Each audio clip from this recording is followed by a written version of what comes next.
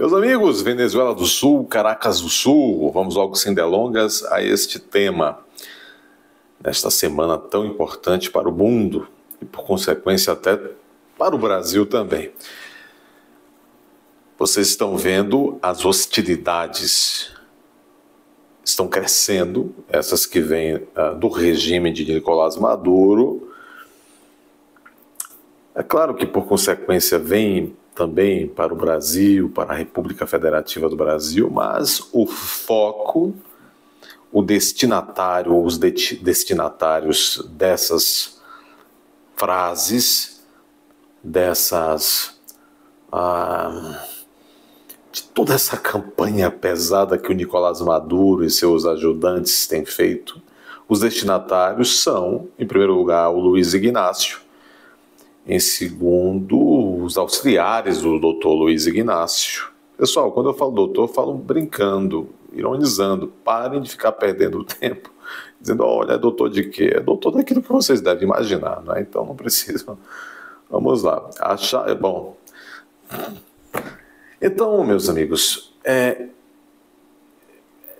humilhante, é acachapante, é vergonhoso, é temerário e é perigoso quando esses amigos que sabem tanto sobre o Lula, tanto sobre o PT, tanto sobre, provavelmente, o que aconteceu no Brasil em 2022, em 2023.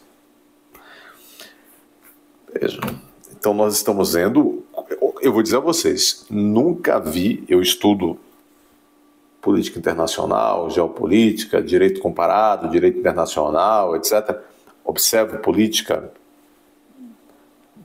há bastante tempo, eu nunca vi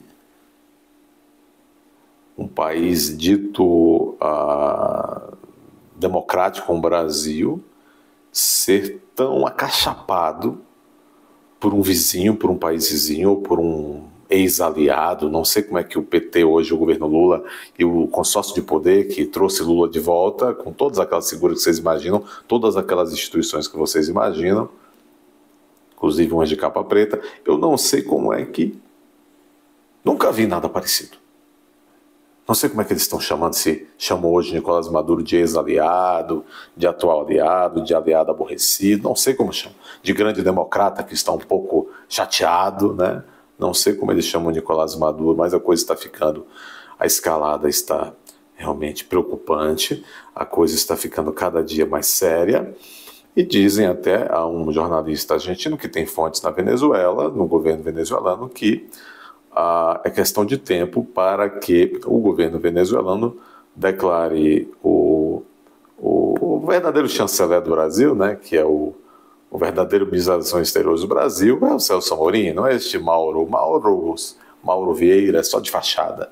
Estão pensando, e provavelmente o farão, em declarar, a Venezuela vai declarar o Celso Amorim pessoa ou persona não grata na Venezuela, assim como o Lula é persona não grata, outra vergonha imensa, o presidente do Brasil, persona não grata pelas suas próprias ações e falas lá em Israel.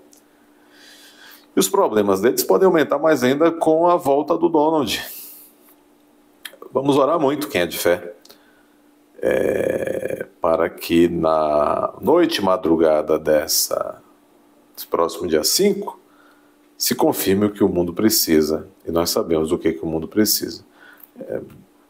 Há cenários em que ainda pela manhã do dia 6 não se tem uma definição das eleições dos Estados Unidos, não se sabe o que vai acontecer ali com alguns estados ali como Pensilvânia, como Arizona, outros, a Geórgia, que demoram um pouco de contar os votos, né? São os estados pêndulo, né? Os swing states que definem as eleições de lá e definem o futuro do mundo. Vamos lembrar o que houve no Afeganistão.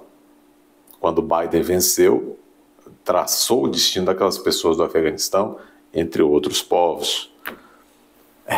Se a Kamala vencer, meus amigos, já sabem, né? Muito bem.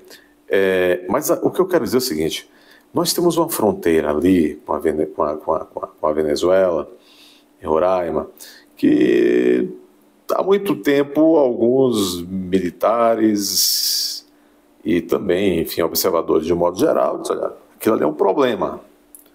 O modo como o Brasil encara as fronteiras daquela região é um problema, principalmente nos últimos anos ou nas últimas décadas, em que a Venezuela tem uma relação estreita com a Rússia arma a Venezuela, a China arma a Venezuela, o Irã vem armando a Venezuela. É um regime que rompeu relação com o mundo civilizado inteiramente agora depois de julho, depois das fraudas de julho.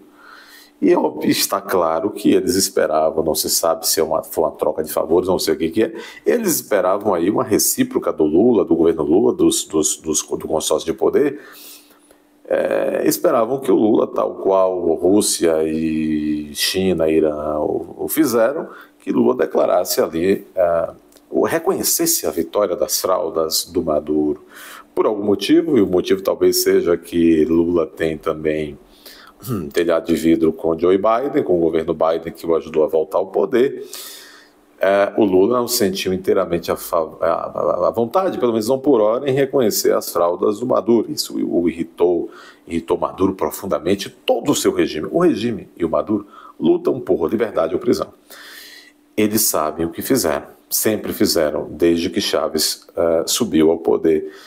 Essas pessoas têm prisões decretadas, então eles não saíram fácil do poder, e quando o Lula não os ajuda reconhecendo as fraudas, e eu até penso que Lula bem que gostaria, mas quando o Lula não os ajuda, porque tem o telhado de vidro com Biden, isso para eles é mais do que uma traição, isso é realmente um campo de batalha. E as pessoas estão achando, muitos de vocês inclusive, que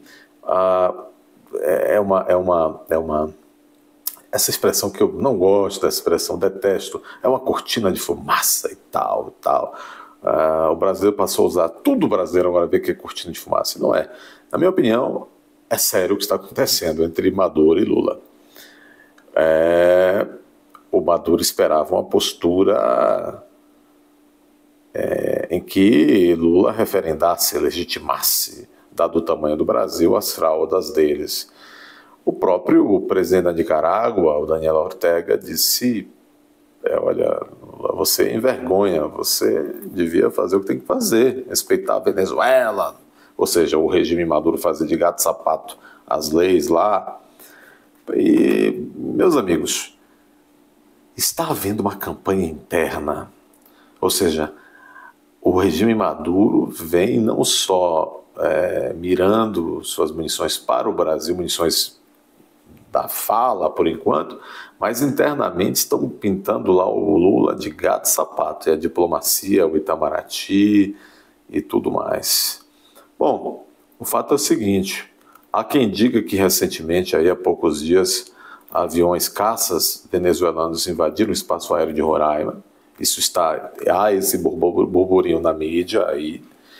Nós sabemos que existe esse detalhe da Venezuela com a Guiana, e o regime se fechou com apoio de Rússia, China, Irã, Nicarágua, entre outros.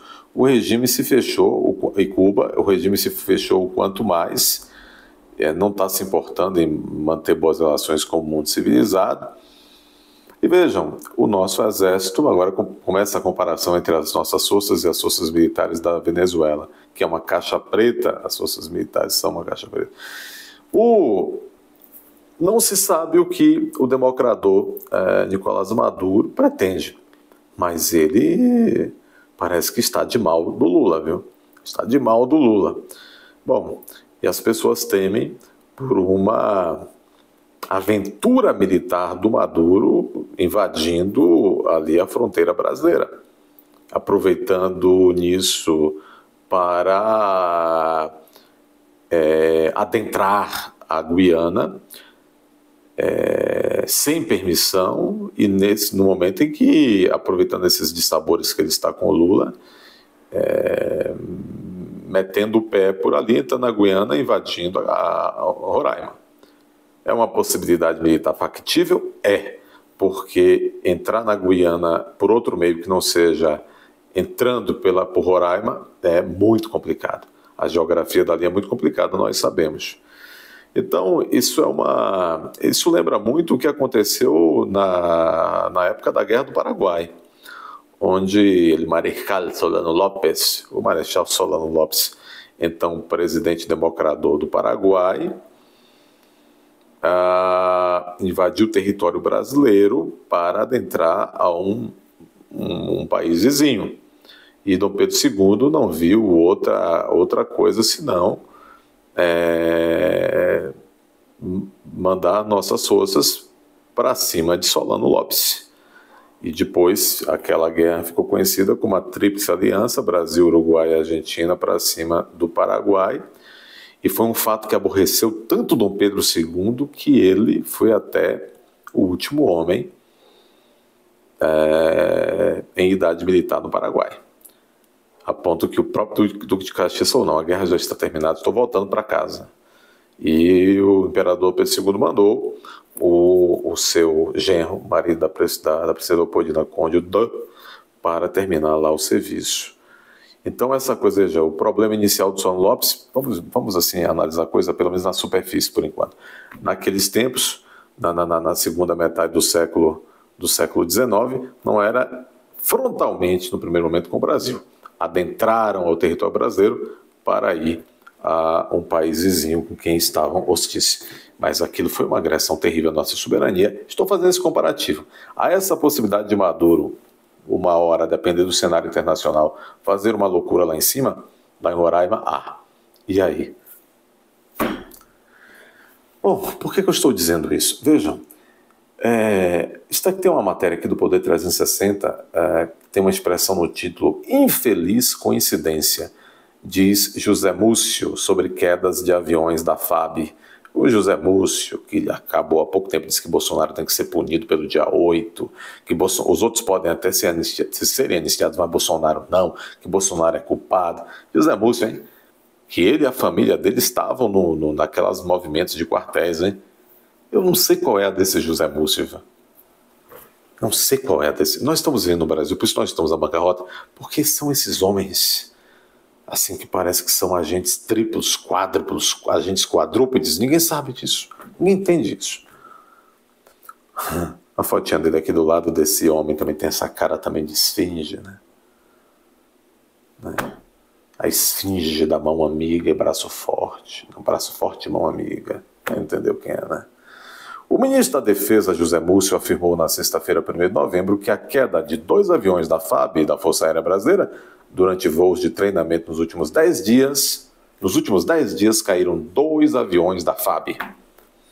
Foi uma, aspas, infeliz coincidência. Muito infeliz e muita coincidência mesmo, doutor José Múcio. Disse ele com aspas: nós já estamos investigando as causas. É bom que investigue, né? Vocês conseguem investigar? Afirmou o ministro da Defesa, esse José Múcio, a CNN Brasil. Eles adoram a CNN Brasil. Disse ele, aspas, infelizmente acidentes acontecem. A única forma de não ter acidente com aviões é eles não saírem do chão. Essas frasinhas, né, dessa gente desse governo, são frasistas, são cheios de gracinha, competência zero.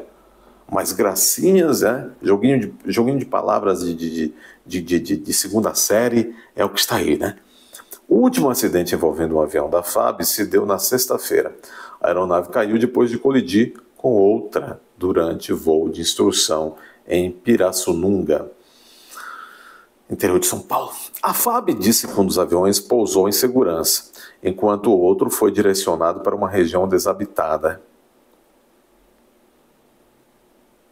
Foram realizados os procedimentos de ejeção do piloto, que logo foi resgatado por uma equipe de salvamento. Segundo Múcio, as primeiras informações indicam que a hélice de uma das aeronaves bateu no segundo avião. Em 22 de outubro, um caça da aeronáutica caiu em Parnamirim, na região metropolitana de Natal.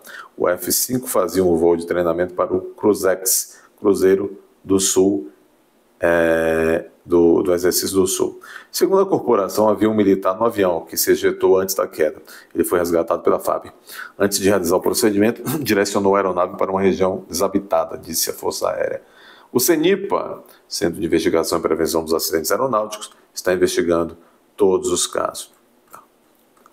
Muitas coincidências neste governo e provavelmente acontecerão muito mais coincidências a cada dia, porque nós somos o país e o governo das coincidências, e as nossas forças também estão começando a se tornar as forças das infelizes coincidências. Dê seu like, inscreva-se se não está inscrito ainda, e se já é inscrito, confira todos os dias a sua inscrição. Insista no like sempre, porque as pessoas dizem, olha, não estou conseguindo às vezes e tal.